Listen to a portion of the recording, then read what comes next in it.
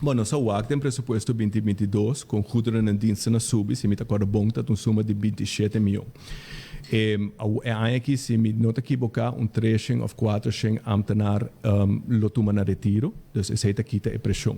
Pero realmente o governo, o tamanho do setor público não possibilita maneira de agora aqui, se reduzir, mas bisa em campanha. Nós estamos papiando de retirar gente massalmente para sobresair bem componência e ora não que corrigir bem no extremo.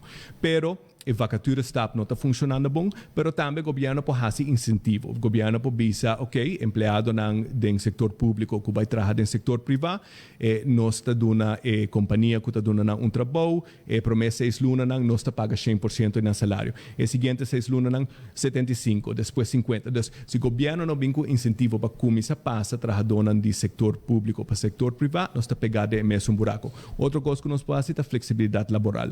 Se é algo que o mestre bini, seita algo que também faz nossa economia mais dinâmico e também bom país bom manejar o por tem oportunidade bota atrair inversão e bota atrair crescimento sei não está sucedendo agora aqui para sobre nosso crescimento está bom nível de região mas nosso aparato público está muito custoso nós nota oásis no mundo nós temos que viver dentro do sistema internacional sei que nós temos competência de outro mercado de turismo ora nós que atrair inversão não está nosso na única opção tem outro outro país nós dus nos meste vira mais competitivo, nos meste hisa nos produtividade. E 2,6% me está compreender que o presupuesto original, segundo me estava Dunele Beck, depois ministro de Finanças sabia com nota de câmbio que quita 63 milhões. Então, agora que o governo pode começar a baixar o gasto para o guarda devolver. Então, me está compreender o ponto de vista que se